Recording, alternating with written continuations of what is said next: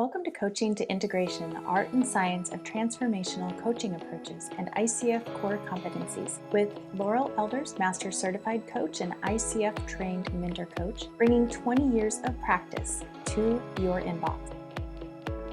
Hi there, welcome to week 3's lesson. And this lesson is actually more of a question, and that is, can coaches do damage or harm to a client? And unfortunately, the answer is yes. We're going to look at how that can happen. But first of all, let's go back to the foundations that we already looked at, the foundation of coaching.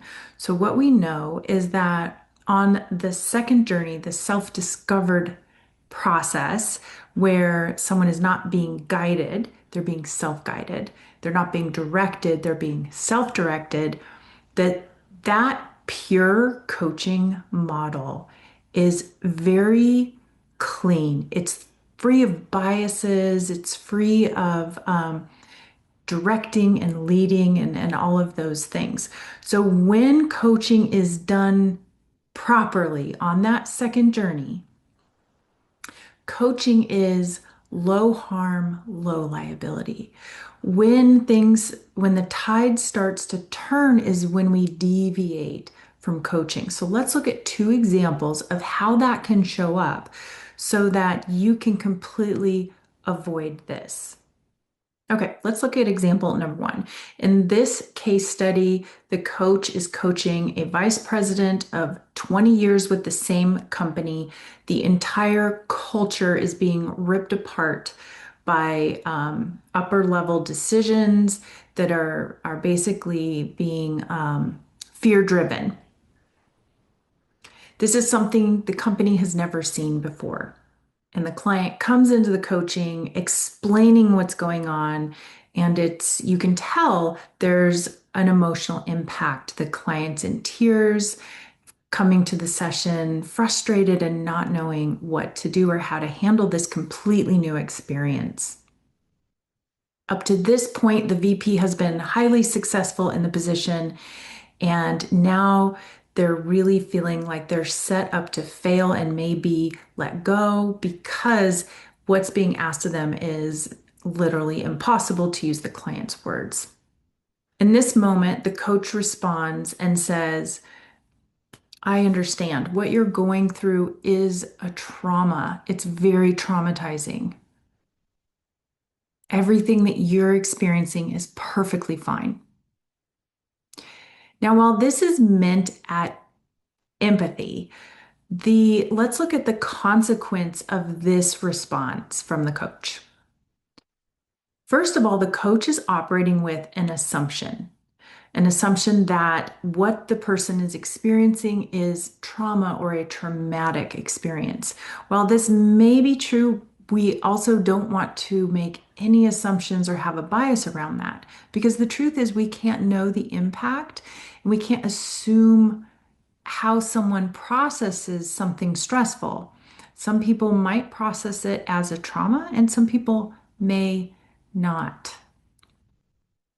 I'll give you an example that hits home personally, and that is with my husband, who's in the military. He used to be in combat search and rescue. And what was fascinating to me is that he shared a story of being at war in a situation where there was bombing, and a missile went over their heads and barely missed them. And the person that he was with just completely shrunk, got, covered themselves up for protection.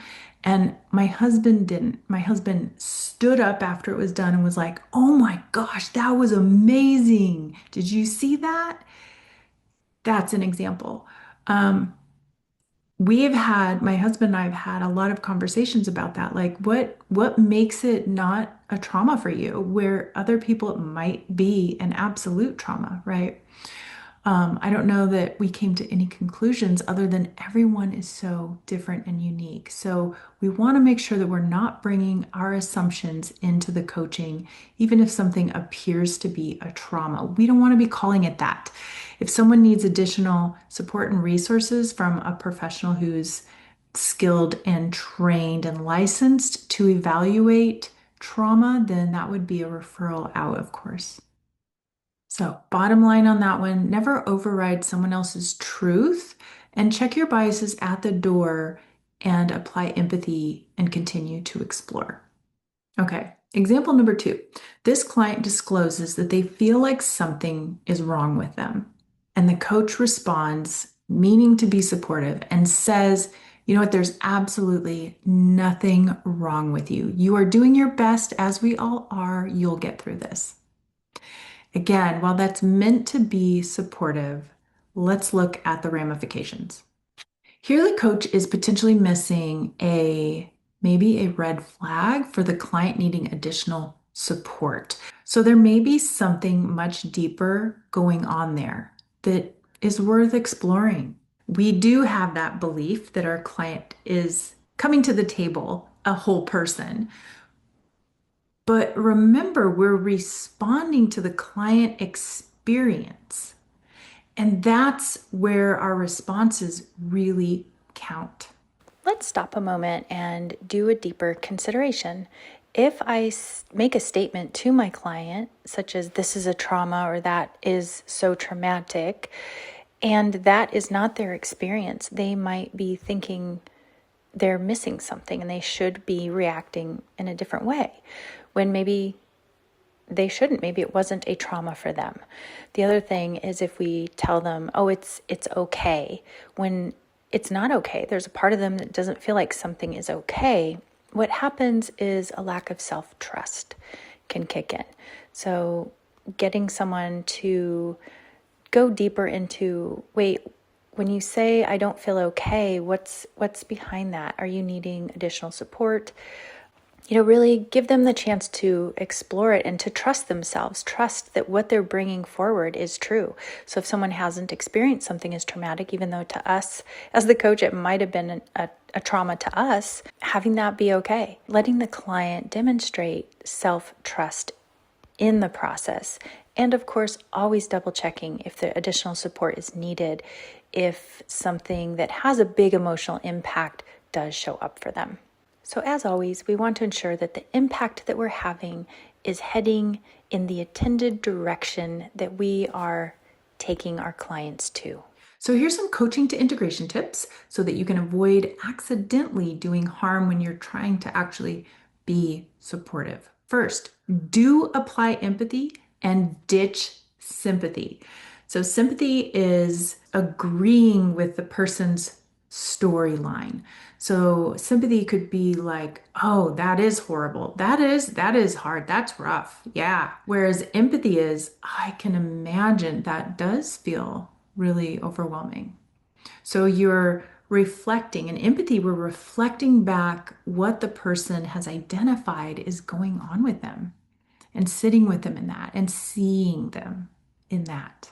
And why sympathy is such a slippery slope in coaching is because something may feel heavy, but it may not actually in reality be heavy.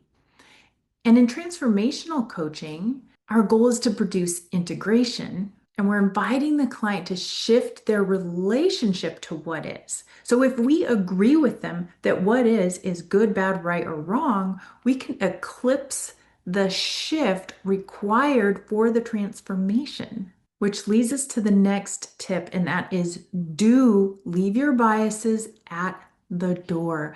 Just because you have a blind spot doesn't mean the client has the same blind spot. Just because you have a trigger around something doesn't mean it applies to another person. Just because we might have a preference doesn't mean that the client may see things the same way or experience them the same way. Third, this is a do not speak in absolutes. Instead, do use coach speak. What is coach speak?